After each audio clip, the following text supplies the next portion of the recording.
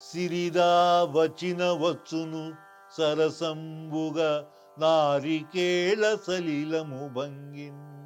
సిరిదా పోయిన పోవును కరిమ్రింగిన వెలగపండు కరణిని సుమతి.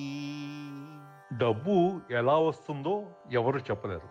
అంటే అది ఎలా వస్తుందంటే నారికేళ సలిలము భంగిన్ అంటే కొబ్బరికాయలో నీళ్లు ఎలా వచ్చినాయి ఎవరు చెప్పగలరు? కొబ్బరికాయలో నీళ్లు తీయగా ఉంటాయి, ఎక్కువగాను ఉంటాయి. ఎలా వచ్చినాయి ఎవరు చెప్పలేరు. అలాగే డబ్బు కూడా ఎలా వస్తుంది అన్నది ఎవరు చెప్పలేరు. దాని అర్థం ఏంటంటే మన కర్మఫలం బాగున్నప్పుడు, దైవబలం బాగున్నప్పుడు మనం ఏం చేస్తే అది కలిసి వస్తుంది. మట్టి పట్టుకుంటే బంగారం అవుతుంది. మట్టి పట్టుకుంటే బంగారం అవుతుంటే ఒక చిన్న కథ గుర్తొచ్చింది. ఒక రాజ్యంలో ఒక తండ్రి ఆ వ్యాపారం చేసుకునేవాడు. తండ్రి కాలం చేశాడు, కొడుకు అప్పచెప్పాడు. తండ్రి చేసిన పుణ్యకర్మల వల్ల కొడుకు కూడా పుణ్యకార్యాలు, పుణ్యకర్మలు అన్ని అలవాటు పడ్డాయి. అంతా చాలా నీతిగా వ్యాపారం చేసుకుంటున్నాడు. అతనికి అదృష్టయోగం పట్టి అతను ఏం చేస్తే అది కలిసి వచ్చి, అసలు ఏ వ్యాపారం చేసినా కలిసి వచ్చి ఆ అనతి కాలంలోనే బాగా ధనవంతుడు అయిపోయాడు. వెరీ రిచ్ మ్యాన్ అన్నమాట. ఆ రాజుకి ఏంటి ఇలా చేశాడు, ఎలా వచ్చింది డబ్బులు అనేసి అవన్నీ తేలే వరకు ఈయన తీసుకెళ్ళి ఎడారిలో వదిలేయండి అన్నారు. అంటే కడుపు మంట అనమాట. ఆ కడుపు మంటతో ఎడారిలో పడేశారు. వాడిగా మట్టి పట్టుకుంటే బంగారం అవుతుంది కదా వాడికి. సరే ఈ లోపల ఎడారిలో వదిలేసి వచ్చారు అందరూ కూడా. వాడు తిరుగుతున్నాడు ఎడారిలో. ఒక చోట రాజభటులు, సుల్తాను అందరూ అటు ఇటు హడావిడిగా తిరుగుతున్నారు. సుల్తాన్ వీడిని చూసి, ఏంటయ్యా ఇక్కడికి వచ్చావు, నువ్వు ఈ ఎడారిలో ఉన్నావేంటి, మేమంటే ఇక్కడ మా ఏదో చిన్న పని చూసుకుంటున్నాము, నువ్వెందుకున్నావు ఇక్కడ అంటే, నన్ను ఇలా మా రాజుగారు దేశ బహిష్కరణ శిక్ష వేశారు. ఎందుకు వేశారు అని అడిగారు.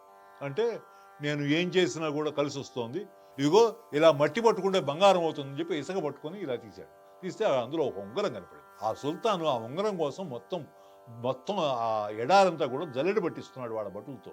అప్పుడు ఆ సుల్తాన్ అన్నాడు, అదృష్టవంతుడిని ఎవరు చేర్చలేరయ్యా, నువ్వు నా రాజ్యానికి రా, నీ వల్ల నా రాజ్యం బాగుపడుతుంది అని చెప్పి రాజ్యాన్ని తీసుకున్నాడు.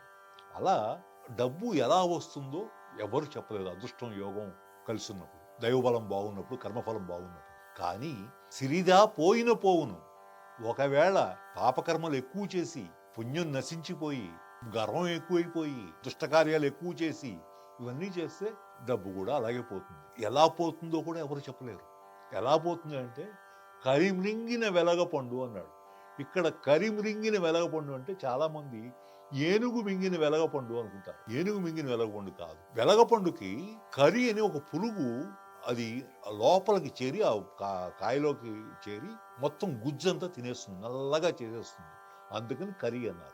అది తినేసి మొత్తం గుజ్జంతా పోయి డొల్లగా వేలాడుతూ ఉంటుంది. కాయగా కనిపిస్తూ ఉంటుంది మనకి. కాయ బాగానే ఉందనుకుంటాం, బట్ చూస్తే కాయ లోపల అంతా డొల్లే, ఏం ఉండదు అనమాట. అందుకని కరిమ్రింగిన వెలగపండు అన్నారు. అలా పోతుంది అని చెప్పి. అంటే ఇంకొక భావం ఏంటంటే డబ్బులు ఉన్నాయని మిడిసిపడద్దు. డబ్బు ఎలా వస్తుందో అలాగే పోతుంది. డబ్బులు ఉన్నప్పుడు మంచి చెయ్యి, 10 మందికి ఉపయోగపడు, 10 మందికి సహాయం చెయ్యి, విద్యాదానం చెయ్యి, కన్యాదానం చెయ్యి, పెళ్ళిళ్ళు చేర్పించు, పేదవాళ్ళని గౌరవించు, వాళ్ళని ప్రేమించు, వాళ్ళని అభిమానించు అని నేర్పుతున్నాడు. నమస్కారం. పిల్లలకి పద్యాన్ని నేర్పండి, మీరు నేర్చుకోండి, పిల్లలకు నేర్పండి. నమస్కారం.